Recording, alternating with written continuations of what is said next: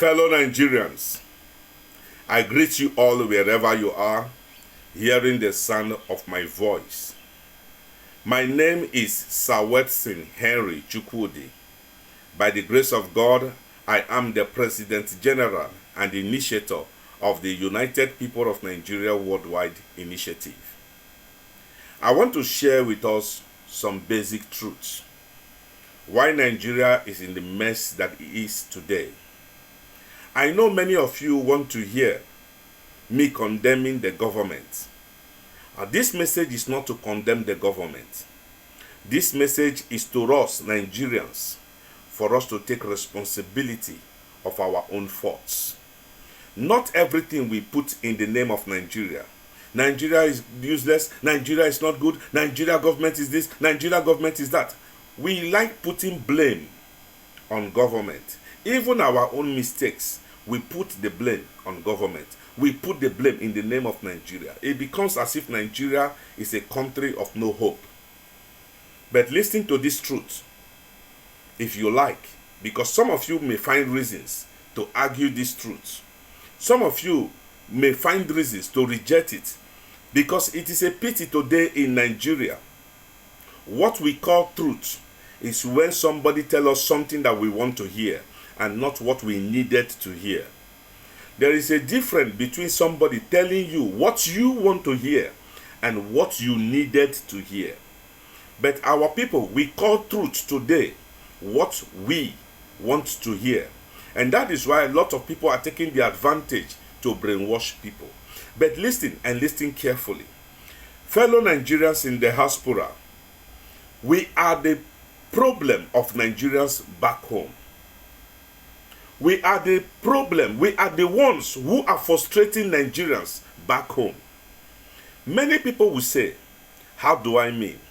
Fellow Nigerians, after your suffering, after the frustrations that you have gone in overseas, when you go back home, how do you live your life? Many of you prayed in overseas, even beg for food. You do all manners of things to make money. Some people even sleep with women to make money.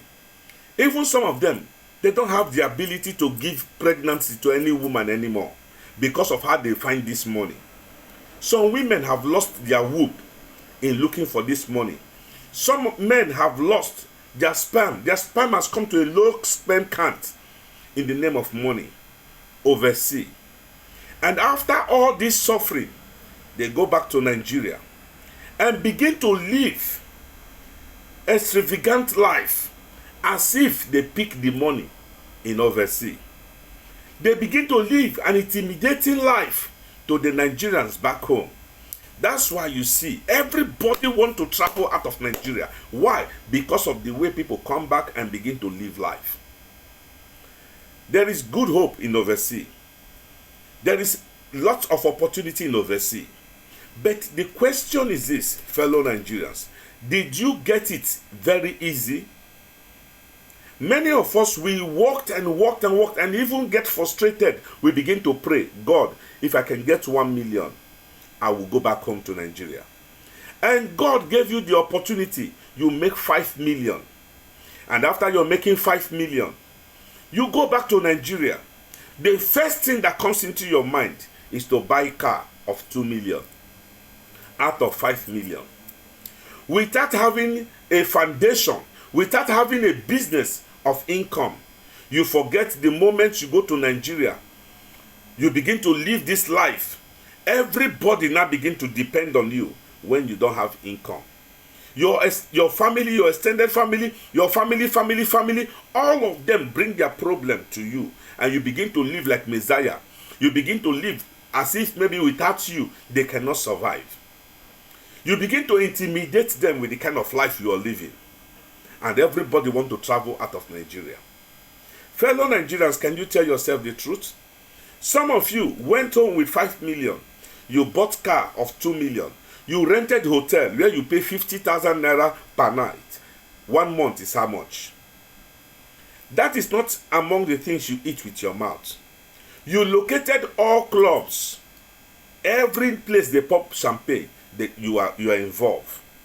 you don't have additional income. And when the money finish, because on the it flies like the air. When the money finish, the next thing you begin to do is to begin to now realize that there is bad road in Nigeria, no light in Nigeria, this country is useless, this country is not good. You put all the blame in Nigeria. When you bought car 2 million out of 5 million, how does that concern Nigeria? When you pump champagne, how does that concern Nigeria? You forget that there is no income that is adding to your money. How does that concern Nigeria? When you rented hotel 50,000 per night in hotel, how does that concern Nigeria? When you have mismanaged your income, you have mismanaged the money, the opportunity that God has given to you. After mismanagement, instead of you to take responsibility and tell yourself the truth that you have failed and God should give you another chance, the next thing you begin to blame Nigeria as a country.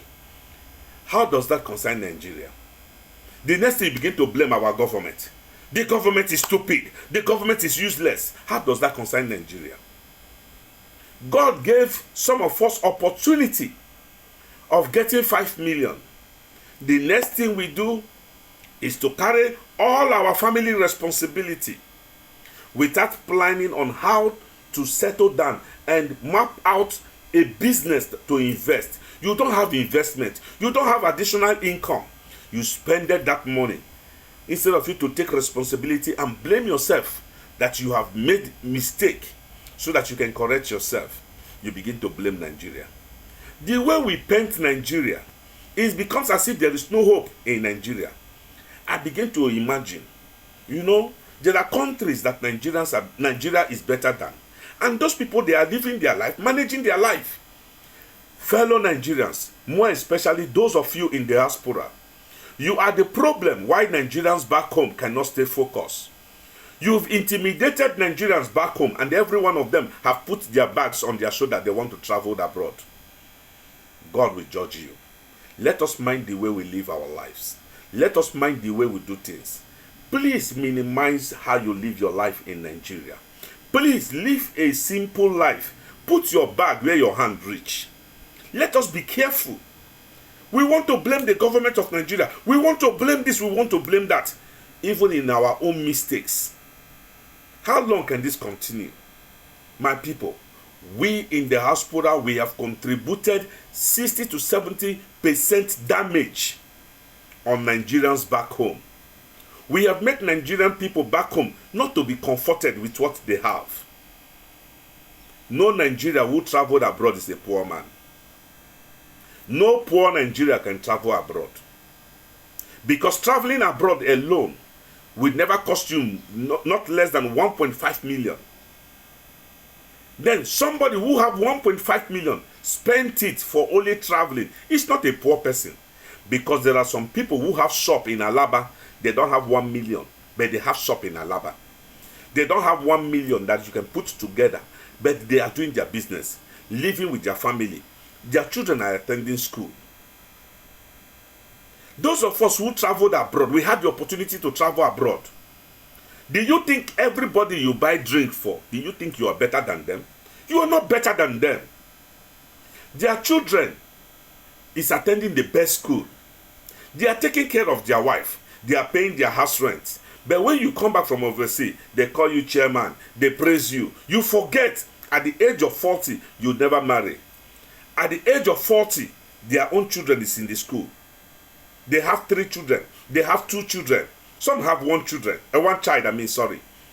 But all of them they are well taken care of. You who don't have hope, you don't have family, then God gave you opportunity of 5 million. Instead of you to package yourself, you allow pride to destroy your finance. Mismanagement comes into your life. Then you cannot tell yourself a simple truth. What are we doing to ourselves? Think about it. Live a simple life. Mind the way you spend money. Mind the way you flash money. We flash money as if we pick it in overseas. You forget how you live in overseas. You forget how you make your money in overseas. Even though na guy you dey do, even though na Yahoo you dey do for abroad, you know say sometimes 1 month, 2 months, 1 year, some of you job never pay. It no easy. It no easy. So when you have that money, No let devil put hand for your life to mismanage that money. Use it well. Please follow me on my Facebook page so that we can continue to share some of these truths. Many of you may not like it, but it's a truth that has destroyed us as a people. Let us share more about it. If you get this message, forward it out. For those of you who cannot add on Facebook, please kindly reach me on WhatsApp with my WhatsApp number +601 82 822 884.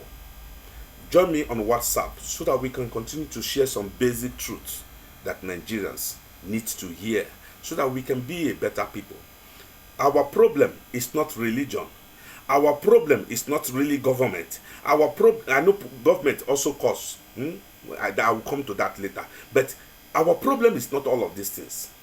Our problem is our mindset, the way we live our lives. Let us correct it, and God will help us. Thank you all.